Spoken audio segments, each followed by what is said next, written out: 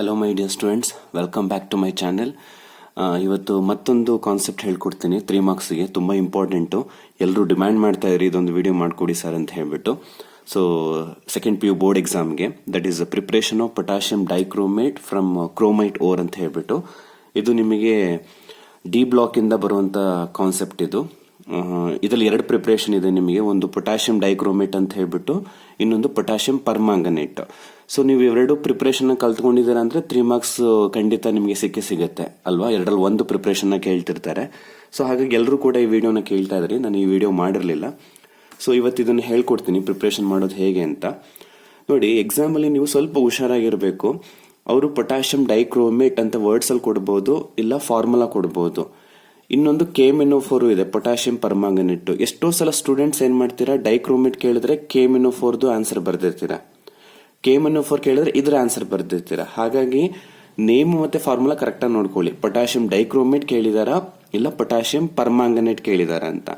ಈಗ ನಾನು ಹೇಳ್ಕೊಡ್ತಾ ಇರೋದನ್ನ ನಿಮಗೆ ಪೊಟ್ಯಾಷಿಯಂ ಡೈಕ್ರೋಮೇಟ್. ನೋಡಿ, ಇದ್ರ ಪ್ರಿಪ್ರೇಷನ್ ನಿಮಗೆ ಕರೆಕ್ಟಾಗಿ ಬರೀಬೇಕು, ರಿಯಾಕ್ಷನ್ಸ್ ಕರೆಕ್ಟಾಗಿ ಹೋಗಬೇಕು ಅಂದ್ರೆ ಈ ಕ್ರೋಮೈಟ್ ಓರ್ದು ಫಾರ್ಮುಲಾನ ನೀವು ಚೆನ್ನಾಗಿ ನೆನ್ಪಿಟ್ಕೊಂಡಿರ್ಬೇಕು. ಇದ್ರಲ್ಲಿ ಏನಾದ್ರು ಒಂದ್ ಸ್ವಲ್ಪ ಮಿಸ್ಟೇಕ್ ಆಯ್ತು ಅಂದ್ರೆ ನಿಮಗೆ ಇಡೀ ಪ್ರಿಪ್ರೇಷನ್ ತಪ್ಪಾಗುತ್ತೆ. FeCr2O4 is the chromite or.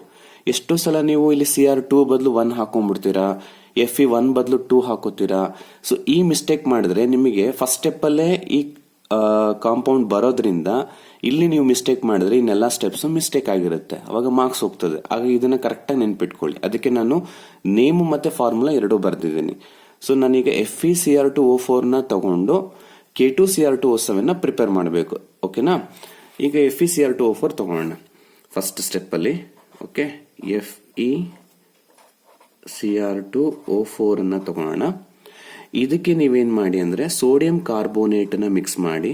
Sodium carbonate formula ಏನು? Na2CO3. ಈ ಫಾರ್ಮುಲಾಗಳು ಚೆನ್ನಾಗಿ ನೆನಪಿರಬೇಕು. ಪ್ಲಸ್ ಇವೆರಡನ್ನ ಮಿಕ್ಸ್ ಮಾಡಿ O2 ಜೊತೆಗೆ ಅದನ್ನ ಹೀಟ್ ಮಾಡೋಣ. ರೋಸ್ಟಿಂಗ್ ಅಂತ ಕರೀತಾರೆ. ಇನ್ ಪ್ರೆಸೆನ್ಸ್ ಆಫ್ ಆಕ್ಸಿಜನ್ ನೀವು ಹೀಟ್ ಮಾಡಿದ್ರೆ ರೋಸ್ಟಿಂಗ್. O2 ಜೊತೆಗೆ ಹೀಟ್ ಮಾಡೋಣ. ಇಲ್ಲಿ ಸ್ವಲ್ಪ ಹುಷಾರಾಗಿರ್ಬೇಕು. ಈಗ ಪ್ರಾಡಕ್ಟ್ಸ್ ಬರೀಬೇಕಾದ್ರೆ ಅದು ನೀವೇ ನೆನ್ಪಿಟ್ಕೋಬೇಕಾಗತ್ತೆ. ವೆರಿ ಈಸಿ ಇದೆ, ಏನು ಹೆದರ್ಕೋಬೇಡಿ. ನೋಡಿ, ಇಲ್ಲಿ ಸೋಡಿಯಂ ಇದೆಯಲ್ಲ, Fe. ಸೊ Fe ಜಾಗದಲ್ಲಿ ನಾವು ಸೋಡಿಯಂ ಬರ್ಕೋಬೇಕು. ನೋಡಿ, ಸೋಡಿಯಂ ಬರ್ಕೋಬೇಕಾದ್ರೆ Na2 ಇತ್ತು, 2ನೇ ಬರ್ಕೊಂಡಿದ್ದೀನಿ. ಆದ್ರೆ ನೆನ್ಪಿಟ್ಕೊಳ್ಳಿ, Cr2 ಇರೋದು 1 ಆಗತ್ತೆ. ಇದೆಷ್ಟು ಜನ ಮಿಸ್ಟೇಕ್ ಮಾಡ್ತಾರೆ. ಇಲ್ಲಿ 2 ಇದೆಲ್ಲ ಅಂದ್ಬಿಟ್ಟು 2 ಬರ್ಕೊಂಡಿರ್ತಾರೆ. ನೋ, Cr2 ಇರೋದು 1 ಆಯ್ತು. ನೆಕ್ಸ್ಟ್ O4 ಹಂಗೆ ಬರ್ಕೋತೀನಿ, Na2Cr O4. ಸರಿನಾ? ಈ Na2 Fe ಬದಲು ರೀಪ್ಲೇಸ್ ಆಯ್ತು, Cr2 ಇರೋದು 1 ಆಯ್ತು. ಹೀಗೆ ನೆನ್ಪಿಟ್ಕೊಳ್ಳಿ. ಪ್ಲಸ್ ಈಗ Fe ಆಚೆ ಬಂದಿದೆ ಅಲ್ವೇನ್ರಪ್ಪ, ಈ Fe O2 ಜೊತೆಗೆ ಕಂಬೈನ್ ಆಗಿ ಏನಾಗುತ್ತೆ ನಿಮಗೆ? Fe2O3 ಆಗುತ್ತೆ. ಓಕೆ, Fe2O3 ಆಯ್ತು. ಇನ್ನೇನು ಉಳ್ಕೊತ್ತು ಅಬ್ಸರ್ವ್ ಮಾಡಿ. ಇಲ್ಲಿ ಸೋಡಿಯಂ ಹೊರಟೋಯ್ತು, ಈ Cr2O4 ಜೊತೆ ಕಂಬೈನ್ ಆಗಿದೆ, FeO2 ಜೊತೆ ಕಂಬೈನ್ ಆಗೋಯ್ತು. ನಿಮ್ಗೆ ಇನ್ನು ಕಾಣಿಸ್ತಾ ಇರೋದು ಯಾರು? CO3 ಮಾತ್ರ. ಈ ಕಾರ್ಬನ್ ಕಂಟೆಂಟ್ ಏನಾಗುತ್ತೆ ಅಂದ್ರೆ it will convert into carbon dioxide. ಇಷ್ಟ ಅರ್ಥ ಆಯ್ತಾ? Fe ಜಾಗದಲ್ಲಿ ಸೋಡಿಯಂ ಬರುತ್ತೆ, Cr2 ಇರೋದು 1 ಆಯ್ತು. Fe ಇರೋದೇನಾಯ್ತು? O2 ಜೊತೆ ಕಂಬೈನ್ ಆಗಿ Fe2O3 ಆಯ್ತು. ಇನ್ನು ಉಳ್ಕೊಂಡಿರುವಂತ C ಕಂಟೆಂಟ್ ಏನಾಗುತ್ತೆ? CO2 ಆಗುತ್ತೆ. ಹೀಗೆ ನೆನ್ಪಿಟ್ಕೋಬೇಕು, ಇಲ್ಲಾಂದ್ರೆ ಕಷ್ಟ ಆಯ್ತು. ಫಸ್ಟ್ ಸ್ಟೆಪ್ ಸ್ವಲ್ಪ ಕ್ರಿಷಿಯಲ್ ಇದರಲ್ಲಿ. ಫಸ್ಟ್ ಸ್ಟೆಪ್ ಒಂದು ನೀವು ಕರೆಕ್ಟ್ ಆಗಿ ಬರ್ದ್ಬಿಟ್ರಿ ಅಂದ್ರೆ ಇನ್ 2 ಸ್ಟೆಪ್ ತುಂಬಾ ಈಸಿ ಇರುತ್ತೆ. ಟೋಟಲಿ 3 ಸ್ಟೆಪ್ಸ್ ಇದೆ. ಈಗ ಇದನ್ನ ಬ್ಯಾಲೆನ್ಸ್ ಮಾಡಬೇಕು, ಅದೊಂದು ಟಾಸ್ಕ್ ನಿಮಗೆ. ಇದನ್ನ ಬ್ಯಾಲೆನ್ಸ್ ಮಾಡಬೇಕಾದ್ರೆ ಏನ್ ಮಾಡಿ ಗೊತ್ತಾ? ಇದನ್ನ ನೆನ್ಪಿಟ್ಕೊಳ್ಳಿ, Fe2O3 ಇಲ್ಲಿಂದ ಶುರು ಮಾಡಿ, ಅವಾಗ ಈಸಿ ಆಗುತ್ತೆ ನಿಮಗೆ. ಇಲ್ಲಿ 2 ಹಾಕೋತೀನಿ ನಾನು. ಓಕೆನಾ? ಅವಾಗ ಐರನ್ ಎಷ್ಟಾಯ್ತು ನೋಡಿ? 2 2s 4 ಆಯ್ತು. ಇಲ್ಲ, ಐರನ್ ಎಷ್ಟಿದೆ? 1 ಇದೆ. 4 ಆಗ್ಬೇಕು ಅಂದ್ರೆ 1ಗೆ ಎಷ್ಟು ಮಲ್ಟಿಪ್ಲೈ ಮಾಡಬೇಕು? 4 ಅಲ್ವಾ? 4 ಆಯ್ತು. ಓಕೆ, ಅದು ನೆಕ್ಸ್ಟ್ ಕ್ರೋಮಿಯಂ ನೋಡಿ, ಪಕ್ಕದಲ್ಲೇ ಇದೆ. 4 2s 8 ಆಯ್ತು. ಇಲ್ಲಿ ನೋಡಿ, ಕ್ರೋಮಿಯಂ 1 ಇದೆ. 8 ಆಗ್ಬೇಕು ಅಂದ್ರೆ 1ಗೆ ಎಷ್ಟು ಮಲ್ಟಿಪ್ಲೈ ಮಾಡಬೇಕು? 8. ನೆಕ್ಸ್ಟ್ ಸೋಡಿಯಂ ನೋಡಿ, 8 2s 16 ಆಯ್ತು. ಇಲ್ಲಿ 2 ಇದೆ. 16 ಆಗ್ಬೇಕು ಅಂದ್ರೆ ಎಷ್ಟು ಮಲ್ಟಿಪ್ಲೈ ಮಾಡಬೇಕು? 8. ಓಕೆ, ಅವಾಗ ಕಾರ್ಬನ್ ನೋಡಿ, ಇಲ್ಲಿ 1 ಇದೆಯಾ? 8 1s 8 ಆಯ್ತಾ ಕಾರ್ಬನ್ನು. ಇಲ್ಲಿ 1 ಇದೆ ಕಾರ್ಬನ್ನು, ಸೊ 8 ಆಯ್ತು. ಲಾಸ್ಟ್ಗೆ ಓಟಿಗೆ ಇಲ್ಲಿ 7 ಹಾಕೊಳ್ಳಿ, ಬ್ಯಾಲೆನ್ಸ್ ಆಗಿರುತ್ತೆ. ಬೇಕಾದ್ರೆ ಚೆಕ್ ಮಾಡಿ ನೋಡಿ, ಆಕ್ಸಿಜನ್ ನೀವು ಕೌಂಟ್ ಮಾಡಿ ನೋಡಿ, ನಾನು ಟೈಮ್ ವೇಸ್ಟ್ ಮಾಡೋಕೆ ಹೋಗಲ್ಲ. ಆಕ್ಸಿಜನ್ ಬ್ಯಾಲೆನ್ಸ್ ಆಗಿರುತ್ತೆ. ಅರ್ಥ ಆಯ್ತಲ್ವಾ? ಸೊ ಅಲ್ಲಿಗೆ ನಮಗೆ ಬ್ಯಾಲೆನ್ಸ್ ಮಾಡಿದ್ದೀನಿ. ಬ್ಯಾಲೆನ್ಸಿಂಗ್ ಇಂಪಾರ್ಟೆಂಟ್ ನೋಡಿ. ಇನ್ಆರ್ಗ್ಯಾನಿಕ್ ಅಲ್ಲಿ ನೀವು by products important, balancing important. But organic chemistry ಅಂತ ಬಂದಾಗ ಬೈ ಪ್ರಾಡಕ್ಟ್ಗೆ ಅಷ್ಟು ಇಂಪಾರ್ಟೆನ್ಸ್ ಇರಲ್ಲ, ಬ್ಯಾಲೆನ್ಸ್ ಆಗದಿದ್ರು ನಡೆಯುತ್ತೆ. ಬಟ್ ಇನ್ಆರ್ಗ್ಯಾನಿಕ್ ಅಲ್ಲಿ ಬೈ ಪ್ರಾಡಕ್ಟ್ ಮತ್ತೆ balancing are very very important. ಅದಕ್ಕೋಸ್ಕರ ಇಷ್ಟು ಹೇಳಿದ್ದೀನಿ, ಓಕೆನಾ. ಈಗ ನೋಡಿ, ನಮಗೆ ಬೇಕಿದ್ದೇನು K2Cr2O7, ಬಟ್ ಸಿಕ್ಕಿದ್ದೇನು Na2Cr2O4. ಓಕೆ, ಈಗ ಇದನ್ನ ನೆಕ್ಸ್ಟ್ ಸ್ಟೆಪ್ ತಗೊಳ್ಳೋಣ, ಸೆಕೆಂಡ್ ಸ್ಟೆಪ್ಗೆ.